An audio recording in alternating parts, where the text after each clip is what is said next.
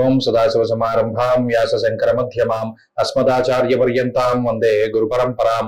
జ్యోతిష్ శాస్త్రాన్ని భావితరాల వారికి ప్రసాదించిన ఋషుల యొక్క పాదపద్మాలకి నమస్కారం చేసుకుంటూ, అలాగే నాకు జ్యోతిష విద్యను నేర్పిన గురువర్యులు జ్యోతిష బ్రహ్మ కీర్తిశేషులు శ్రీ ఏరంకి సూర్యనారాయణమూర్తి గారు, సూర్య శ్రీదేవజ్ఞ గారి యొక్క పాదపద్మాలకి నమస్కారం చేసుకుంటూ, ఓం శ్రీ మహాగణాధిపతి నమః, శ్రీ గురుభ్యో నమః, హరి ఓం.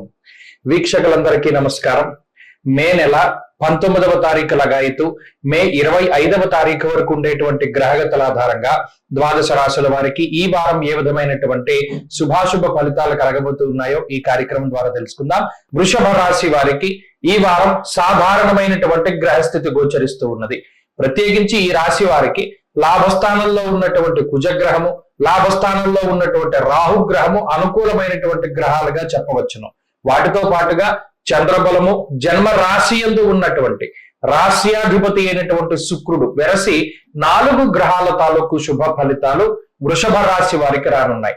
అయితే ఈ వారంలో ప్రత్యేకించి ఆర్థిక పరిస్థితిని గనక పరిశీలనం చేస్తే జన్మ రాశి యందే గురుగ్రహము, రవిగ్రహము, అలాగే వ్యయస్థానముందు బుధగ్రహము ఉన్నటువంటి కారణం చేత ఈ వారంలో కొంత ఖర్చులు అధికంగానే కనబడుతూ ఉన్నాయి. ప్రత్యేకించి ప్రయాణాలకి డబ్బు ఖర్చు పెడుతూ ఉండడం, తీర్థయాత్రలకి ధనాన్ని ఖర్చు పెడుతూ ఉండడం, లేదా ఏదైనా మీరు కోరుకున్నటువంటి వస్తువు, అది ఎలక్ట్రానిక్ వస్తువు కానివ్వండి, ఆభరణం కానివ్వండి, వస్త్రం కానివ్వండి, లేదా మరి ఏ ఇతరత్ర గ్యాడ్జెట్స్ కానివ్వండి, వాటికి కొంత ధనాన్ని ఖర్చు పెట్టేటువంటి పరిస్థితులు గోచరిస్తూ ఉన్నాయి. అయితే ఆదాయానికి సంబంధించినటువంటి లోటు ఏది కూడా ఈ రాశి వారికి కనబడడం లేదు. ఎంత ఖర్చు పెట్టినా కూడా ఆ ఖర్చుకు తగ్గట్టుగానే సంపాదన కూడా వృషభ రాశి వారికి వస్తూ ఉంటుంది. లాభస్థానమందు కుజరాహువుల యొక్క యుతి ఆర్థికమైనటువంటి పటుత్వానికి కారణమవుతుంది. కాబట్టి ఆర్థికంగా కొంత ఖర్చు ఎక్కువగా ఉన్నా కూడా కొంత దానికి సంబంధించినటువంటి ధనం సకాలంలో మీకు చేతికి అందుతుంది. ఇక రెండవ విషయం అనగా కుటుంబపరమైనటువంటి విషయాలను కనుక పరిశీలనం చేస్తే కుటుంబంలో మాత్రం కించిత్ భేదాభిప్రాయాలు గాని, మాట పట్టింపులు గాని, లేదా మీరే వారి మీద కోప్పడుతూ ఉండడము, లేదా కుటుంబ సభ్యులు మీకు కొంత వ్యతిరేకమైనటువంటి నిర్ణయాలు తీసుకోవడం లాంటివి ఈ వారంలో ప్రత్యేకించి కనబడుతూ ఉన్నాయి.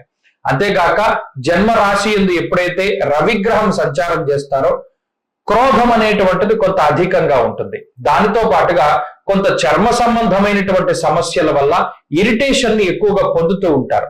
అది ఒకటి కుటుంబ సభ్యులతోటి మాట్లాడేటువంటి దాని మీద ప్రభావం చూపెడుతూ ఉంటుంది. కాబట్టి కుటుంబంలో ఉండేటువంటి సంబంధ బాంధవ్యాలు కొంత మిశ్రమంగా ఉన్నాయి.